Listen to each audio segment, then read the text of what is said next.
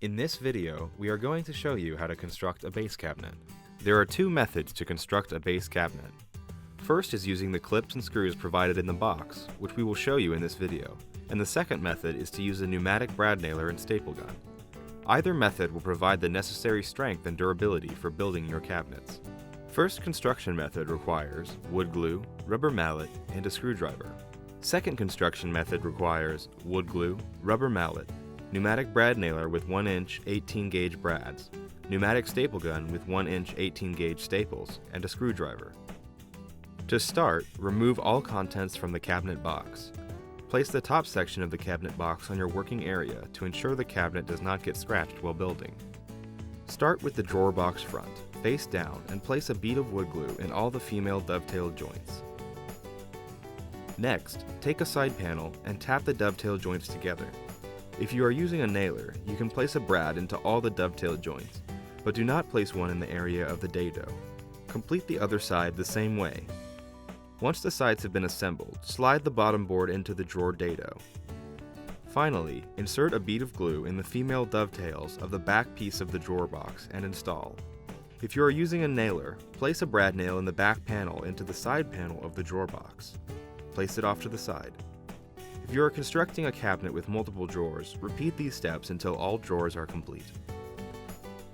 Start the cabinet construction by placing the face frame of the cabinet face down on your working area with the bottom dado closest to you.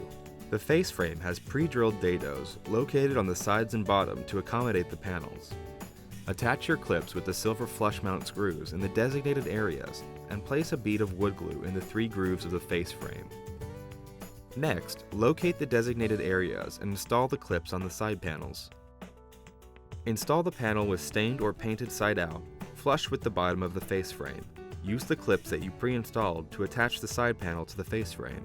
Alternatively, a pneumatic staple gun can be used to fasten the two pieces together by placing a staple every 4 to 5 inches. Continue on and complete the other side the same way. After the two sides are constructed, place the bottom panel in the dado between the two sides. Ensure the panel is seated into the face frame and side panel dados. Do not fasten these panels together until the back panel is in place.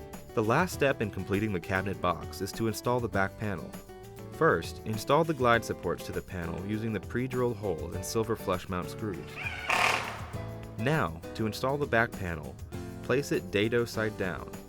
Insert the back panel into the side panels. Once the panels are aligned, use the pre-installed clips to fasten the panels together.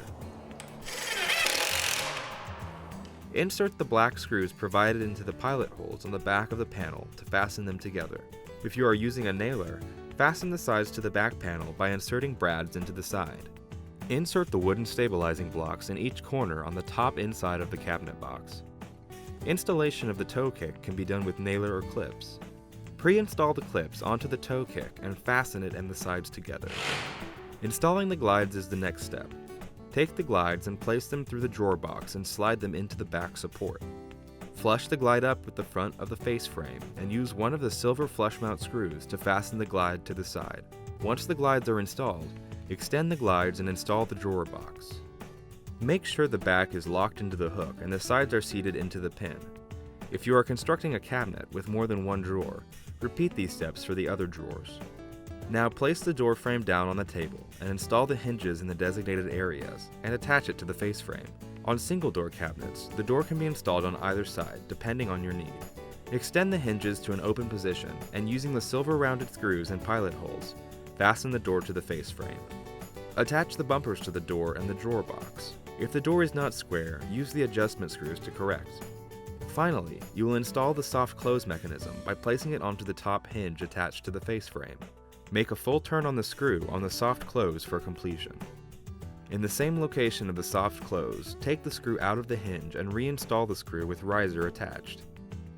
Now the cabinet is complete. Install the shelf with the provided shelf clips and clean the cabinet of any unwanted glue or debris.